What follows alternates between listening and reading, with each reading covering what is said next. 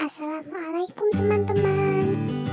Baik, video kali ini dibuat untuk memenuhi tugas ujian akhir semester dengan mata kuliah perkembangan peserta didik yang diampu oleh Ibu dosen Ibu Umi Ilya Hanif MPDI.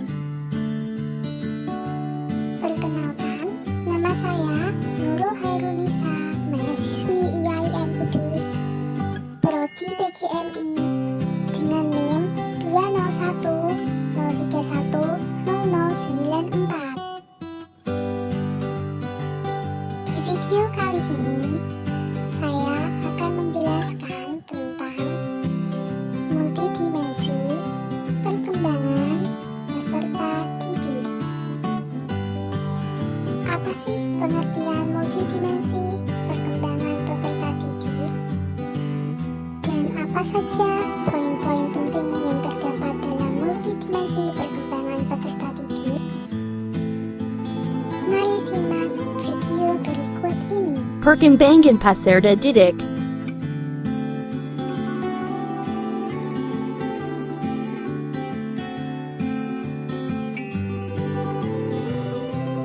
Multidimensi perkembangan peserta didik. Multidimensi perkembangan peserta didik meliputi beberapa poin penting, yaitu 1. Energi dan kreativitas peserta didik. 2. 5 dimensi perkembangan peserta didik. 3. Dimensi kesadaran peserta didik. 4. Anatomi pengembangan peserta didik. 5. Perkembangan fisik peserta didik. Dan 6. Kapasitas otak peserta didik. Secara umum, kedua istilah ini memiliki persamaan dan perbedaan. A. Energi dan kreativitas peserta didik.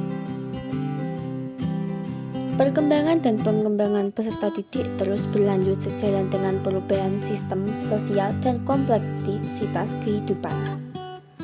Substansi dan proses interaksi mereka dengan manusia dewasa pun sangat kuat pengaruhnya. Perkembangan itu mengekspresikan energi dan kreativitas peserta didik menjadi lebih efektif untuk mencapai tujuan dan masa depan mereka kelak. B.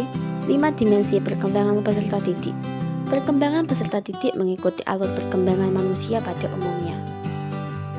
Seperti contoh 1. Perkembangan fisik, di mana lajunya relatif sesuai dengan faktor genetis, menu makanan, dan pelatihan yang diperoleh. 2. Perkembangan sosial, di mana anak dapat berkembang sesuai dengan bentukan masyarakat. Misalnya, peserta didik akan menjadi lebih politis, berorientasi ekonomis, dan dinamis. 3. Perkembangan mental, di mana peserta didik tumbuh makin bermental, stabil, arif, dewasa. 4. Perkembangan budaya, di mana peserta didik harus menumbuhkan toleransi terhadap orang-orang. 5. Perkembangan intelektual, khususnya pergeseran dari kemampuan pengenalan konkret ke abstrak. C. Anatomi pengembangan peserta didik. Pengembangan dan perkembangan peserta didik merupakan evolusi progresif dari dimensi fisik, sosial, mental, budaya, spiritual, dan intelektual. Kelimanya tumbuh dan berkembang sebagai kesadaran dan mewujudkan sebagai pengorganisasian D. Dimensi kesadaran peserta didik. Mengikuti logika berpikir Robert McFarlane tentang pengembangan manusia, peserta didik memiliki 3 pusat kesadaran yang bagian-bagiannya bisa dikembangkan. Pertama, kesadaran fisik, berupa sensasi fisik, dorongan, dan kebutuhan yang mendesak. Kedua, kesadaran mental, seperti sifat gugup, dorongan psikologis, perasaan, dan emosi, termasuk di dalamnya kesadaran diri, kesadaran akan pengetahuan dan kemauan atau itikat baik. Ketiga, kesadaran spiritual atau rohani, berupa intuisi spiritual, kebijaksanaan, dan dorongan kekuasaan yang dalam banyak kasus belum berkembang sepenuhnya. Kesadaran itu sebagian berada di alam sadar dan sebagian lagi di alam bawah sadar. Kesadaran fisik adalah yang paling kasar dan yang paling halus adalah kesadaran mental. Kesadaran spiritual hampir seluruhnya berada pada alam bawah sadar, atau lebih akurat disebut supranatural. Setiap bagian dari kesadaran itu dapat dibagi lagi menjadi 2-3 bagian. Perkembangan fisik peserta didik.